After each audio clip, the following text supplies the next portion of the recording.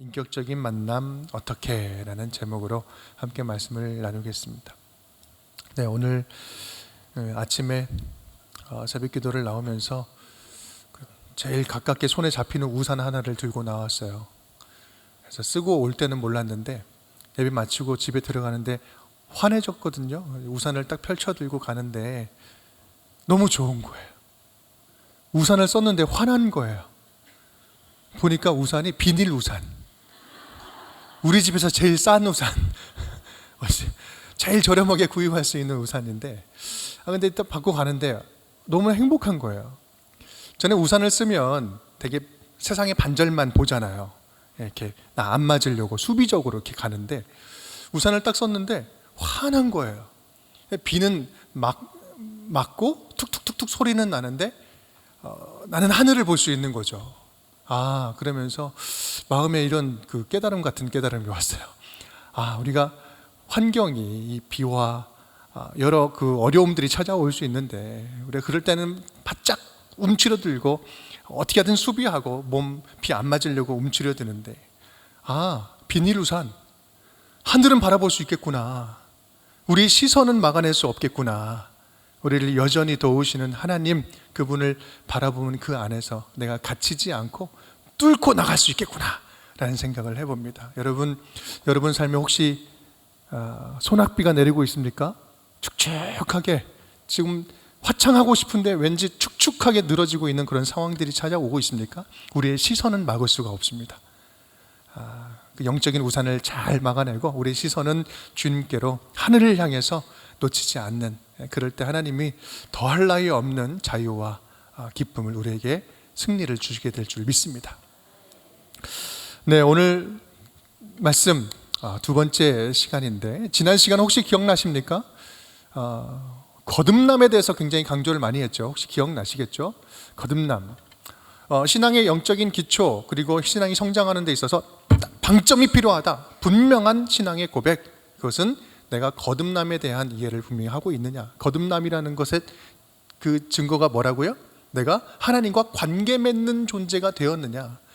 하나님과 관계 맺는 존재가 되었느냐. 이게 거듭났다라는 거죠. 하늘로부터 다시 태어나다. 기억나시죠? 거듭난 자의 특징 3B로 정리를 해보았습니다. 첫 번째, believe, 믿음이라는 거죠. 약속을 믿는 믿음이 있는 것이 특징이고, 또한 두 번째 뭘까요? 변화.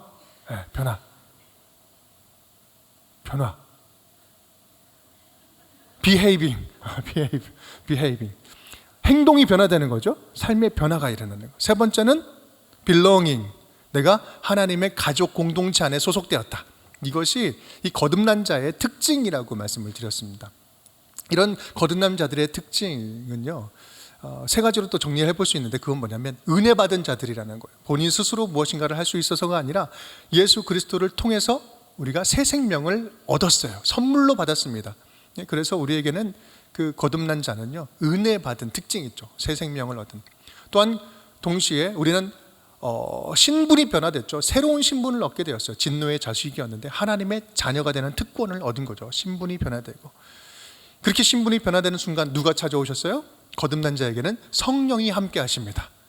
그래서 성령께서 우리가 예수님을 닮은 삶을 살아가도록 도우신다는 거죠. 그래서 성령께서 우리가 하나님과의 인격적인 관계를 맺도록 도와주신다. 이게 선물. 세 가지 특징이 있습니다.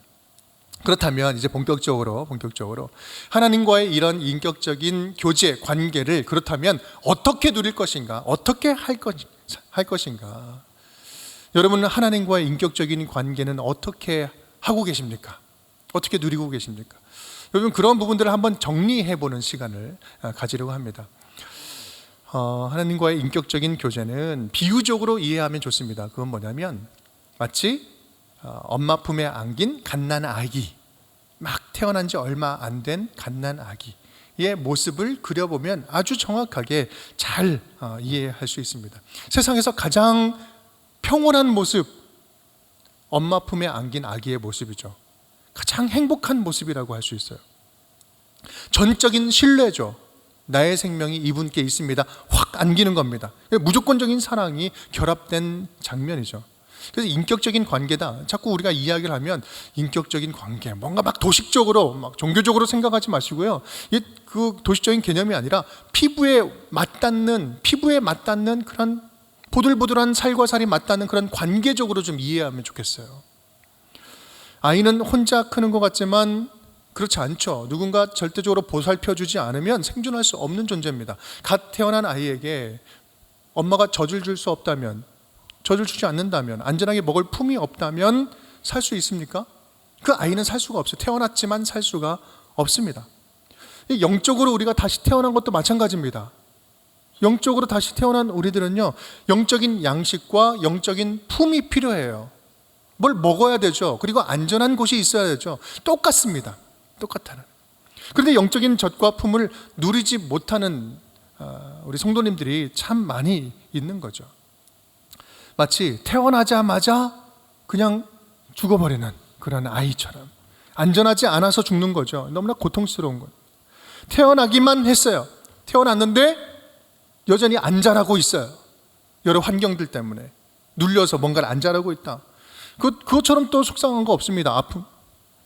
가슴 아픈 거 없죠. 먹지 못해서 성장하지 않을 수도 있고요. 한쪽 팔만 성장하고 있어요.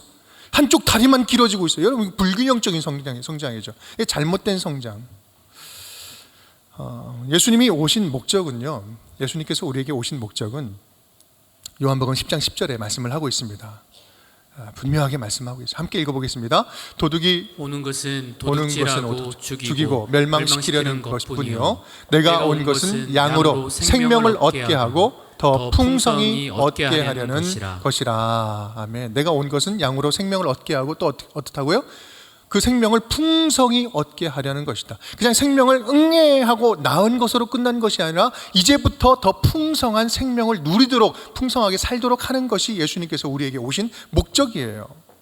천국 입장권을 탁탁 그냥 나눠주고 알아서 천국 가 이렇게 나눠주려고 온 것이 아니라 더 풍성한 삶을 주시게 왔다는 거죠. 그것은 뭐예요? 이 땅에서 천국을 누리는 삶을 살아낼 수 있는 존재로 우리가 변화되었다라는 거예요. 여러분, 여기부터 다시 시작해야 돼요. 예수를 믿는다는 것은요, 예수를 믿는 지금 이 순간 예수님과 함께 이 땅, 불완전한 이 땅에서도 천국을 살 수 있는 존재가 되었다라는 말씀이에요. 그렇다면 영적으로 성장하고 이 땅에서 그 풍성한 삶을 누리기 위해서 우리는 어떻게 해야 될까? 어떻게 해야 될까? 우리 네 가지로 좀 정리를 해보려고 합니다. 첫째, 무엇을 먹어야 합니까? 함께 읽어보겠습니다. 건강한 음식을 먹을 수 있어야 합니다. 무엇을 먹어야 되는가? 건강하게 영적으로 성장하려면 건강한 음식을 먹어야 돼요.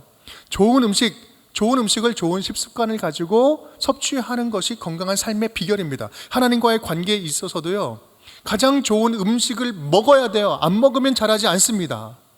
잘 먹어야 돼요. 건강한 방식으로 먹는 습관을 길러야 되죠. 가장 건강한 음식이 뭡니까? 바로 말씀, 성경 말씀이죠. 성경을 먹어야지 자랄 수 있어요. 근데 나는 한 번 믿은 것으로, 태어나는 것으로 그냥 나는 구원받았다 생각하면 이거는 큰 오산이라는 거죠. 우리는 계속해서 끊임없이 생명력 있는 양식을 먹어야만 살 수 있는 영적인 존재다라는 겁니다. 자, 가장 좋은 음식 뭐라고요? 성경. 가장 좋은 음식 뭐라고요? 성경. 성경을 먹어야 돼요. 그러면 두 번째로 어디에서 성경을 먹어야 될까? 어디에서? 두 번째 함께 읽어보겠습니다. 가장 좋은 환경에서 먹어야 한다. 성경을 먹는데 영적인 젖을 어디서요? 가장 안전한 품에서 먹어야 되는 거예요. 가장 좋은 환경, 아까 어디라고 했어요? 엄마 품이라고 했죠. 성경이라는 최고의 영적 식품을 이 하나님과의 사랑의 관계 속에서 우리는 안전한 그 하나님 품 안에서 먹어야 되는 거죠. 하나님의 품에 엄마 품에 안긴 아이가 그 엄마와 눈을 맞추는 것처럼 우리는 영적으로 성장하려면 하나님의 품에 안겨서 하나님과 눈을 맞춰야 되는 거죠. 사랑의 관계를 하나님과 눈을 맞추면서 교제하는 것, 우리가 그렇게 양식을 먹는 거예요. 그냥 달달달달 외우는 것이 아니라 너 이제부터 믿기 시작했으니까 무조건 암송해야 돼. 이게 은혜가 되지도 않는데 막 암송을 해요. 불안함과 억압 속에서 뭔가를 시작하는 거, 말씀을 막 주입하는 것이 아니라 이것이 진짜 나를 살리는 양식이구나 라고 생각하면서 그 말씀의 주인인 하나님과 시선을 마주치면서 그 품에 안겨서 먹는 것. 그래서 하나님과 눈을 맞추는 가장 좋은 환경이 바로 뭐냐면요, 예배와 기도라는 거예요. 여러분, 예배 나올 때 기쁘십니까? 기도할 때 기대가 되십니까? 오늘 기도 안 시켜야 되는데, 시작 기도 어떻게 하지? 피해가지. 예배 나오는데 나오긴 나와야 되겠는데, 아니면 벌 받을 것 같고 뭔가 찝찝한데. 여러분, 그 예배와 기도가 막 억지로 해야 되는 의무조항이나 막 그 억압에 의해서 스스로 막 올가매는 그런 종교적인 틀에 의해서 하는 그게 아니라는 거예요. 지금 본질적으로 예배는 하나님과 눈 마주치는 가장 안전한 품이에요. 품. 그럴 때 품에 안길 때 딱 지그시 바라보면 딱 떨어뜨려주는 그 저 말씀이, 와, 나를 살리는 말씀이죠. 아니면은 막 억지로 오면 이게 꾹꾹 집어넣어도 귀에 안 들어와요. 말씀 아무리 좋은 얘기해도 그건 다른 사람 이야기하는 거지 나한테 주는 말씀 아니야. 이게 뭐 쿵 땅땅하죠. 아버지, 엄마 품에 안긴 것처럼 아버지의 말씀을 먹어야 된다. 두 번째였죠. 어디에서 먹어야 된다? 가장 안전한 좋은 환경에서 먹어야 된다. 여러분, 영적인 성장은요, 강압적인 의무적인 종교 생활의 그 환경이 아니라 엄마 품과 같은 따뜻함과 평온함, 그 안에서 마음과 마음이 연결될 때 우리는 영적으로 성장할 수 있습니다. 가장 좋은 품은 예배다. 그래서 건강한 영적 성장의 첫걸음은요, 성경을 가까이 하고, 내가 이 성경의 말씀 없으면 죽습니다, 가까이 하고, 또 엄마 품과 같은 예배의 현장, 예배를 드리는 것입니다.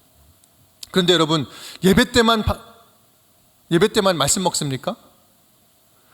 말씀 먹는 거 예배 때만 말씀 먹습니까? 뭐 그런 분들도 종종 계시죠. 여러분, 그래서는 안 되죠. 아기가 언제 달라고 해요? 젖을? 시도 때도 없이 달라고 그래요. 배고프면 달라고 그래요. 뭔가 비어지면 달라고 그러죠. 그러니까 영적인 젖은요, 시도 때도 없이 계속해서 먹어야 돼요. 어릴 때일수록 그렇잖아요. 쉽게 이해되는 말씀, 우리는 말씀을 먹을 때 쉽게 이해되는, 잘 소화되는 말씀을 먼저 많이 먹어야 돼요. 그냥 어려운 말씀 붙잡고 막 이해 안 된다고, 왜 괜히 그것 때문에 시험 받는다고 이야기하지 마시고, 시험은 여러분 이렇게 얘기하나요? 시험은 준비된 자에게 임합니다. 내가 시험 받으려고 탁 준비하고 있으면 시험거리가 막 찾아와요. 여러분, 그러지 마시고 하나님이 주시는 은혜의 말씀, 진짜 나에게 살리는 말씀, 와닿는 말씀부터 차곡차곡 쌓아가는 겁니다. 그럴 때 말씀이 풍성해지죠. 그래서 우리 추천 구절도 있고 암송 구절, 우리 제자 훈련하면서 또 우리 함께 암송하는 구절들 있잖아요. 그리고 매일 묵상, 우리 말씀 묵상하는데 주님께서 주시는 말씀, 그것을 꼭꼭 씹어서 먹어서 말씀의 은혜를 받을 수 있기를 바랍니다. 처음에는 모유 먹고, 그 다음에 이유식 먹고, 그 다음에 죽 먹고 밥 먹고 이렇게 가잖아요. 점점 딱딱한 음식으로 먹을 수 있는 거예요. 중요한 건 그거예요. 그 밥의 종류는 조금씩 달라져요. 바로 소화되는 그 음식도 있고, 소화가 좀 안 되는 음식들도 가끔 있어요. 그런데 그것은 중요하지 않습니다. 중요한 것은 계속해서 그 말씀을 먹는 삶을 살아가는 거예요. 계속해서 말씀을 먹는 삶을 살아가는 거예요. 죽을 때까지 말씀을 먹다가 죽는 거예요. 내일 죽더라도 오늘까지 말씀 먹다가 내일 죽는 거예요. 알겠죠? 네, 그렇습니다. 그 말씀이 오늘 우리가 함께 읽은 본문 말씀이에요. 15장, 요한복음 15장 5절 7절 말씀 다시 한번 읽어볼까요? 나는 포도나무여 너희는 가지라. 그가 내 안에, 내가 그 안에 거하면 사람이 열매를 많이 맺나니 나를 떠나서는 너희가 아무것도 할 수 없음이라. 7절 말씀 볼까요? 너희가 내 안에 거하고 내 말이 너희 안에 거하면 무엇인지 원하는 대로 구하라. 그리하면 이루리라. 아멘. 너희가 내 안에 푹 잠기고 내 말이 너희 안에 푹 잠겨 있으면 원하는 대로 구하라. 그러면 이루리라. 함께 머물러 있으라. 말씀과 함께 머물러 있으라 라는, 거하다는 말은 머물러 있다라는 뜻이거든요. 말씀과 함께 머물러 있기를 바랍니다. 자, 그렇다면 그 말씀을 어떻게 먹어야 될까? 처음 건강한, 나와버렸네. 처음에는 건강한 음식을 먹어야 되는데 어디에서요? 편안한 가장 안전한 품에서 먹어야 되는데 어떻게 먹어야 될까? 소통하면서 먹어야 된다. 참 다시 한번 읽어봅시다. 시작. 소통하면서 먹어야 한다. 소통하면서 먹어야 한다. 앞서 잠깐 말씀을 드렸지만 영적인 저주를 자주 섭취하면서 해야 할 일이 또 한 가지 있는데 그것은 눈을 맞추고 소통하듯이 하나님을 바라보면서 하나님과 소통하면서 먹어야 된다는 거죠. 먹는 것은 입으로만 쭉쭉쭉쭉 빨아먹는 것이 아니라 눈으로도 먹는 것이고 귀로도 먹는 것이고 마음으로도 먹는 것이고 사랑으로 먹는 것이고 관계로 먹는 거예요. 그 하나님의 양식은 그 총체적인 만남 속에서 이루어지는 겁니다. 소통하는 거. 그러니까 적극적으로 귀를 열고 눈을 열고 이렇게 들으려고 하고 보려고 하고 먹으려고 하고 이게 생명의 음식입니다라는 사모함으로 먹을 때 이게 이렇게 뚝뚝뚝뚝 떨어지는 거죠. 하나님과 소통하는 것이 처음에는 좀 어려워 볼 수 있지만 갓난아이가 그러듯이 순전한 마음으로 하나님께 우리의 마음을 드리는 것, 마음속에 있는 것들을 하나님께 편안하게 이야기하고 또 주님이 들려주시는 그 마음에 드는 생각들을 붙잡고 그거 가지고 또 기도해보고 이게 하나님 주시는 말씀 맞습니까? 그러면서 평안을 구하면서 나아갈 때 그럴 때 소통한다라고 이야기를 하죠. 우리는 이것을 소통을 뭐라고 부릅니까? 기도라고 부르죠. 기도. 말씀을 먹는데 그냥 말씀 듣고 그냥 쓱 끝나는 것이 아니라 오늘 아싸 시원한 말씀이네 나한테 주님 말씀이네 탁 덮고 가는 것이 아니라 그 말씀을 가지고 소통하는 거 기도하는 거죠. 이 말씀이 나에게 새겨주시는 말씀은 무엇입니까? 오늘 본문 말씀 열왕기상 말씀 여러분 기억나십니까? 이제 솔로몬 성전에 드디어 법궤가 들어갑니다. 언약궤가 들어가죠. 그럴 때 9절 10절인가요? 그때 하나님의 영광이 그 전에 가득하더라. 안개처럼 구름이 성전에 꽉 차는 거예요. 그래서 뭘 할 수가 없을 정도로 꽉 차는 거예요. 저는 그 모습을 보면서 하나님께서 얼마나 자신의 영광을 보여주고 싶어 하시는가. 내가 지금 너희들과 멀리 떨어져 있지 않고 지금 이 자리에 지금 함께하고 있다. 그리고 내가 너를 채워주고 싶다. 압도하는 그 하나님의 사랑이 내가 너를 지켜주고 있다. 그러니 딴 생각하지 말고 너 내가 맡겨준 일을 잘 열심히 해봐. 마음 속상한 일 괜찮아. 내가 다 채워줄게. 그런 마음을 주세요. 여러분 매일매일 하나님의 말씀 속에서 살아있을 때 주님이 슬쩍슬쩍 보여주시는 말씀들이 있거든요.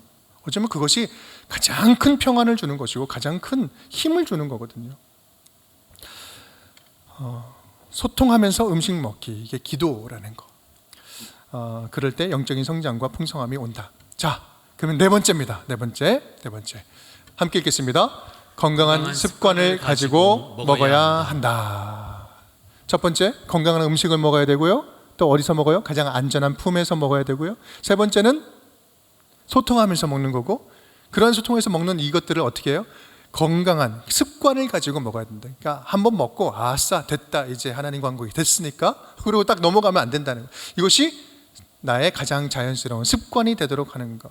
영적인 출발을 했다면 건강한 영적 습관을 들여야 되는 거죠. 시간을 떼어놓지 않고 내가 무시로 나는 하나님과 관계 형성됐으니까 언제든지 내가 원할 때 찾으면 만날 수 있어. 여러분 그렇게 그런 식으로 시간을 정하지 않고 내 중심적으로 신앙생활하면요 이거 영적인 아이 수준을 벗어나지 못합니다. 신앙은 있어요. 교회는 다녀요. 오래 믿었어요. 그런데 신앙이 성장하지 않아요. 왜일까요? 거룩한 영적인 습관이 없기 때문에 그래요. 내 중심적으로 하나님을 만나는 거예요. 우리는 이 시공간 안에 갇혀져 있는 이 제한적인 상황 속에 있기 때문에 이 시공간 속에서 거룩한 장소와 거룩한 시간을 구별해낼 줄 알아야 돼요. 그래야지 그 안에서 정상적으로 신앙생활을 할 수 있는 거예요. 나는 엄마 늘 생각합니다. 말로만 하면 뭐합니까? 전화도 안 하고 오지도 않는데. 아이고 찔려라. 제가 봤습니다. 이번에 추석에는 좀 잠깐 다녀올까 합니다. 그래서 여러분 늘 생각한다고 하지만 뭐 없어요. 그건 내 중심적으로 뭔가를 한다면 엄마와의 시간을 따로 떼어놓지 않고 대화하지 않으면 섭섭하고 발전이 없죠. 제가 어저께 신방을 하면서 어떤 우리 권사님이 그런 말씀을 하세요. 얼마 전에 세 아들을 뒀는데 그 중에 한 아들과 첫째 아들과 얼마 전에 여행을 다녀왔다는 거예요. 여행을 다녀왔다. 그 유럽으로 여행을 다녀왔는데 처음 있었던 일이다. 그런데 얼마나 익숙합니까? 그 많은 새 아들들 잘 키우면서 잘 알았는데 둘만의 시간을 가지니까 거기서 치유함이 있더라.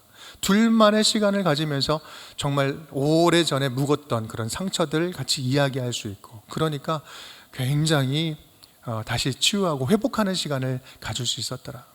여러분, 그렇잖아요. 1대1의 관계가 필요한 거예요. 1대 다도 필요합니다. 다대 다도 필요해요. 그런데요, 때로는 우리는 절실하게 1대1의 관계가 필요해요. 그 안에서 다 하지 못했던 이야기, 다 듣지 못했던 이야기, 다 아뢰지 못했던 고백들, 그 안에서 일어나는 거잖아요. 그래서 시간을 따로 떼어내는 것, 이것은요 선택이 아니라 필수입니다. 반드시 필요한 일이에요. 그래서 끼니 때마다 밥상머리 교육이라고 이야기하잖아요.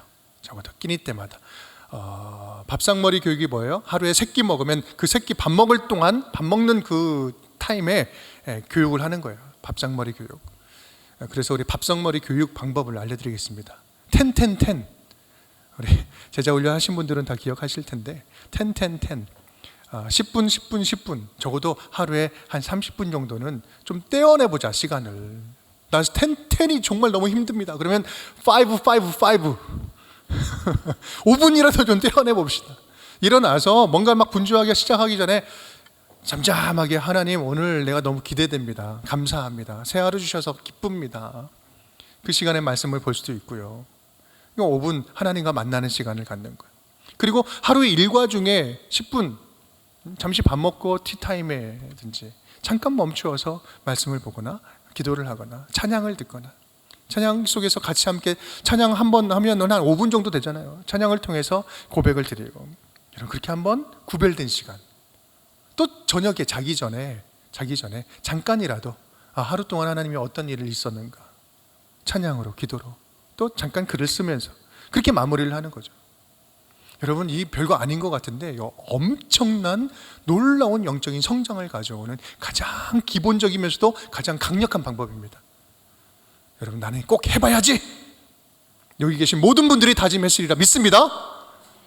별로 아닌 것 같은데. 자, 나도 해봐야지. 그렇게 생각되십니까? 네, 한번 꼭 해보십시오. 쉽지 않습니다. 잘 안 될 거예요. 제가 예언합니다. 그런데 그것을 계속해서 나의 것으로 가져오면 정말 큰 영적인 성장이 될 거예요. 그래서 점점 만남의 질을 높여가는 거죠. 우리 영적인 첫걸음을 어떻게 할 것인가에 대해서 한번 말씀을 나눴습니다. 4가지를 이야기했죠. 다시 한번 반복해 볼까요? 중간 점검. 네, 한번 읽어보겠습니다. 건강한 음식을 먹을 수 있어야 됩니다. 최고의 음식은 성경이었고요. 2번째, 가장 좋은 환경에서 먹어야 합니다. 가장 좋은 환경은 뭐예요? 예배. 3번째, 소통하면서 먹어야 합니다. 눈을 맞추는 소통, 기도. 4번째, 건강한 습관을 가지고 먹어야 합니다. 습관은 정기적인 만남 시간을 갖는 것.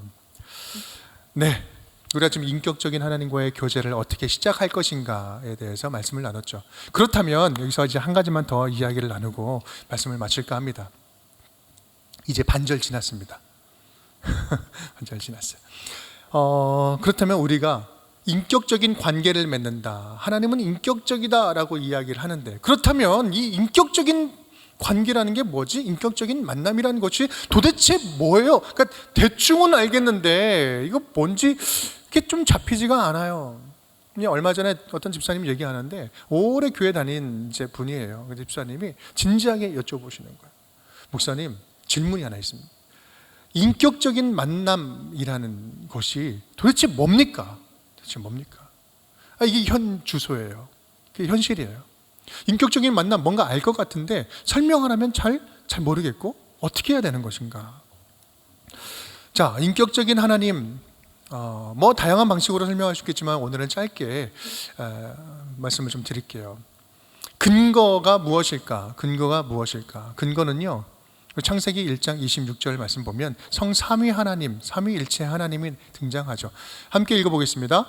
하나님이 이르시되 우리의 형상을 따라 우리의 모양대로 우리가 사람을 만들고 그들로 바다의 물고기와 하늘의 새와 가축과 온 땅과 땅에 기는 모든 것을 다스리게 하자 하시고. 아멘.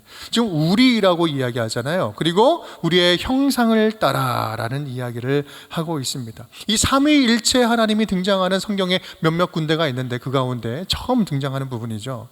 세 분이지만 한 분이시다. 여러분, 이것은요 논리적으로 설명이 불가합니다. 많은 신학자들이 역사적으로 함께 해왔지만 이 삼위일체는 분명한 신앙의 가장 중심 교리이지만 이것을 인간의 언어로 완벽하게 설명하기는 참 힘들어요.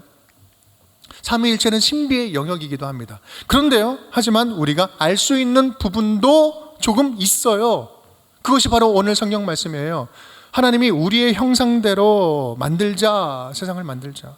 세 분 하나님이 각자의 뜻을 가지고 계시는데, 생각을 가지고 계시는데 그것을 서로 소통하시고 무엇보다 사랑 가운데 서로 연합하시고 함께 한 몸으로서 하나님의 그 일들을 이루어 가신다. 관계를 맺는다는 존재예요. 인격적인 관계를 맺는다는 거예요. 서로 사랑으로 소통한다는 거예요. 사랑으로 관계를 맺는다는 것이에요. 마음을 하나로 모은다는 거예요. 이게 뭐예요? 삼위일체 하나님이, 성삼위 하나님이 서로 관계 맺는 존재다라는 거죠. 우리는 삼위 하나님의 그 공동체성 안에서 인격적인 관계의 모델을 발견할 수 있습니다. 하나님이, 삼위 하나님께서 관계를 맺는 그 모습 속에서 진짜 인격적인 관계가 이런 거구나라는 것을 발견할 수 있다는 거죠. 그런데 그 모습이 어디에도 담겼다? 우리 인간에게도 담겼다. 왜요? 이마고 데이, 이 하나님의 형상을 우리가 그대로 이어받았기 때문에, 그 하나님의 형상을 우리에게 담아주셨기 때문에 그래요. 그래서 인간도 삼위 하나님이 그러셨던 것처럼 인간도 느끼고 깨닫고 결정하고 서로 소통하고 서로 존중하고 사랑하는 능력이 있어요. 그 사랑으로 관계 맺는 존재라는 거죠. 하나님을 닮은 우리는 우리 인격적인 요소를 통해서 우리도 그래서 하나님과 소통할 수 있는 존재로 지음받았다. 하나님과 소통할 수 있는 존재로 지음받았다. 이것이 인격적인 하나님, 인격적이다라는 그런 모습을 이야기하는 겁니다. 이것을 설명하는 다양한 방식들이 있는데, 우리 프란시스 셰퍼라는 굉장히 유명한 변증학자가 있는데 그분은 이렇게 도식을 좀 정리를 해봤어요. 이것이 바로 동물과 구분되는, 세상 모든 만물들과 구별되는 중요한 구별점이다라는 거죠. 한편에 보면 무한하신 하나님, 우리 하나님을 크게 두로 나눠보면 무한하신 하나님, 신비하신 초월적인 하나님이 계시고, 또 한편으로는요 인격적인 하나님이 계세요. 무한하심의 하나님의 관점에서 보면 어떻게 해요? 인간과 동물과 모든 나머지 피조 세계는요, 그 가운데 간격이 있어요. 넘어올 수 없는, 만날 수 없는 간격이 존재합니다. 무한하신 하나님이라는 측면에서 볼 때는. 그런데 그 인격적인 하나님이라는 측면에서 볼 때는요, 그 인간은 하나님과 관계 맺는 존재로 지음받았다라는 거예요. 그렇기 때문에 간격이 어디 있어요? 동물과 나머지 피조 세계와 다른 존재로 우리 인간은 하나님과 관계 맺을 수 있는 존재, 서로 사랑으로 소통할 수 있는 존재, 서로 사랑으로 보듬어주고 존중하고 생각을 공유하고 또한 다른 모든 것들을 증진하고 계획시킬 수 있는 그런 존재로 만들어졌다. 이것이 바로 우리 다른 피조물과 구별되는 존재라는 거예요. 즉 인간만이 인격적인 하나님과의 관계를 맺을 수 있어요. 이런 인격적인 요소가 다른 동물들은 만들어낼 수 없는 사상과 철학과 예술과 또 문학과 철학과 문명을 만들어내는 거죠. 이런 인격적인 모습을 통해서 소통한다. 그 안에서 기록도 하고 역사를 만들어내는 존재잖아요. 여러분, 그렇습니다. 우리가 하나님은 초월적인 분이심과 동시에 우리와 관계를 맺을 수 있는 존재로 지음받았다. 지금 이게 핵심이에요. 근데 우리는 하나님과 소통할 수 있는 존재로 만들었다. 성삼위 하나님께서 인격적으로 소통하시고 관계를 누리는 것처럼 우리도 하나님과 그런 관계를 누릴 수 있다. 이것이 하나님이 인격적으로 만나주시는 그런 방법이다. 우리 하나님은 초월적인 하나님이세요. 그래서 인간의 감각을 초월하고 우리의 그 도덕적인 윤리를 다 초월하고 시공간을 초월하는 분이죠. 그래서 우리는 만날 수 없는 분이라고 생각할 수 있지만 성경은 놀라운 인격적인 관계가 가능하다라고 이야기를 하죠. 왜냐하면 그것은 바로 처음부터 끝까지 하나님께서 우리에게 은혜를 베풀어 주셨기 때문에, 도저히 만날 수 없는 분이 친히 찾아오셔서 관계 맺는 예수 그리스도, 관계 맺는 하나님과의 그 관계, 그 존재로 창조하셨고 그런 존재로 만들어 주셨고, 그런데 우리는 그 관계가 깨어짐으로 말미암아 하나님을 만날 수 없는 존재가 됐는데 예수님으로 말미암아 다시 관계를 회복시켜 주시려고 오셨죠. 그래서 우리는 창조적인 은혜와 구속사적인 은혜를 동시에 받아 누리고 있는 자녀들이에요.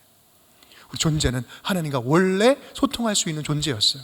그런데 소통이 끊어져 버린 거야. 그것을 회복하기 위해서 예수님께서 다시 오셔서 그 길을 열어주신 거예요. 그래서 예수 그리스도만이 우리가 하나님과의 온전한 관계를 맺을 수 있는 그러한 길을 열어주셨죠. 이게 복음이에요. 이게 복음. 여러분, 이게 복음이에요. 지금 여러분, 이러한 복음, 이러한 소통의 은혜는 내가 아무리 찾아간다고 해서 될 일이 아니죠. 주님께서 이미 먼저 찾아오심으로 소통의 길을 열어주셨기 때문에 가능한 거예요. 그 인격적인 하나님을 보여주신 거, 알려주신 거예요. 먼저 오셨어요. 그것을 자기를 보여주신다라는 한 것을 뭐라고 이야기합니까? 계시라고 이야기하죠. 보여준다.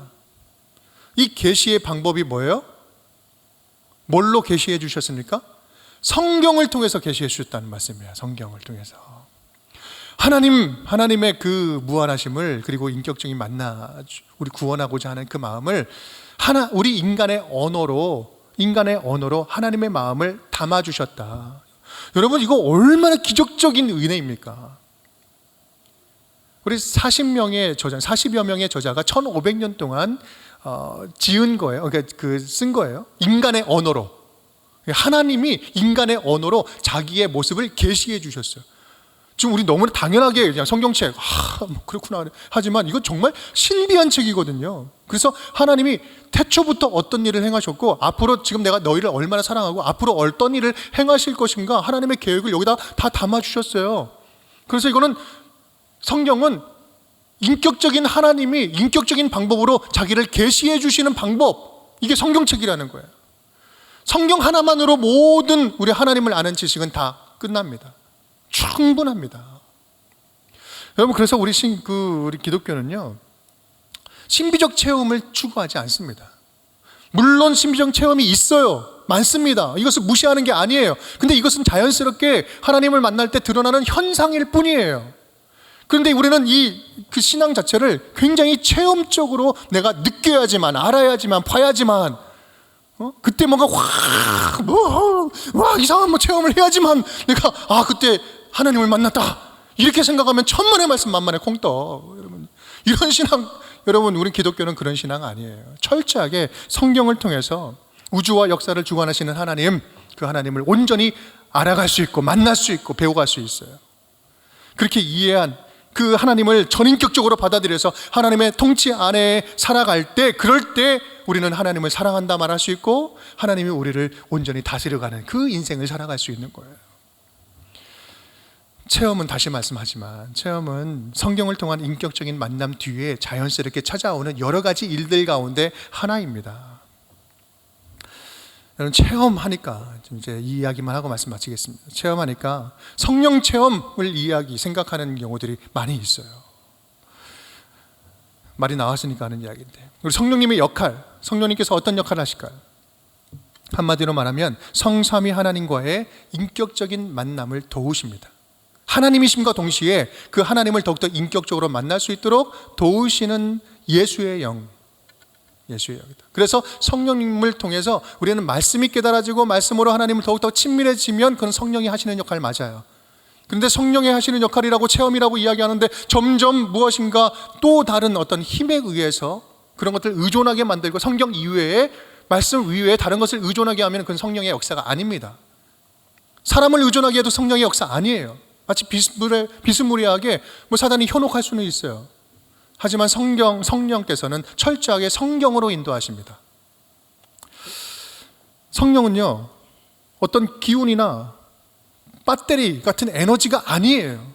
우리는 그렇게 생각하는 경우가 있어요. 성령 충만하면 마치 이렇게 배터리 충전하러 갑니다 라는 생각으로 가는 거예요. 내가 방전해 됐으니까 이제 다시 한번 충전받고, 정신 차려가지고 다시 세상 가운데 막 방전되다가 다시 충전받고, 이거를 반복하는 거, 여러분, 이것 지금 성령님이라고 생각하십니까? 이거 큰 오해예요. 무지예요. 오산이에요.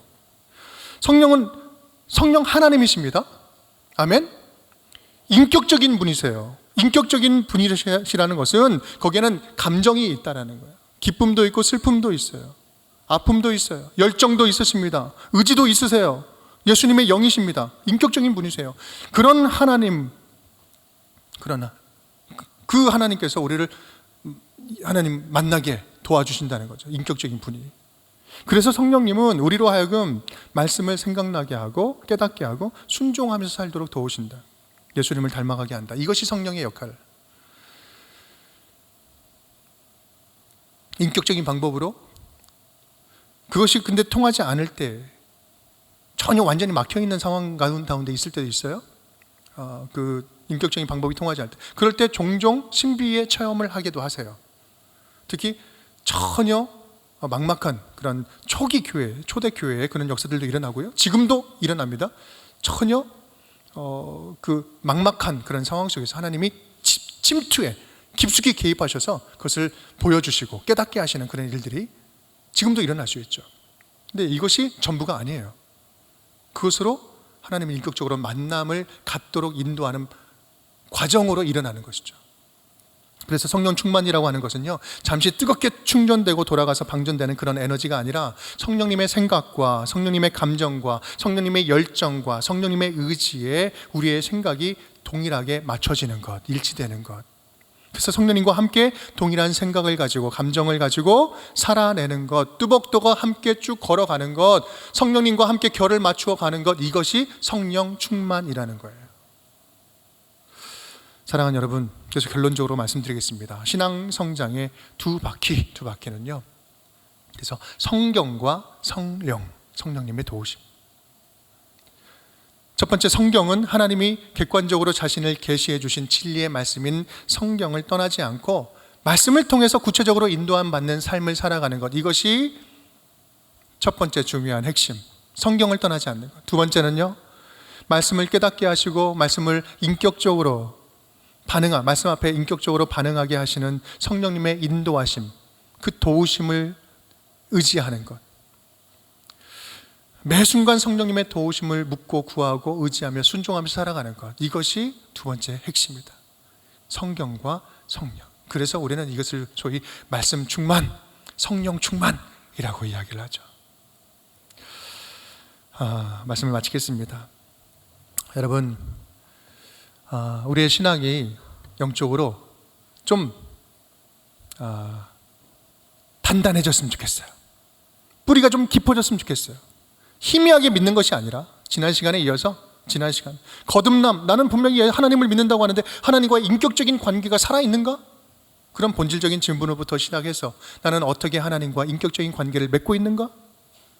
방법적인 부분에 있어서, 그리고 내가 무엇을 가장 붙잡고 놓치지 않겠습니다, 그렇게 성경과 성령을 의지하고 있는가? 그러한 신앙의 가장 기초적인 부분부터 단단히 하면서 우리가 영적으로 다시 한번 성장할 수 있는 성장의 기회가 될 수 있기를 간절히 바랍니다.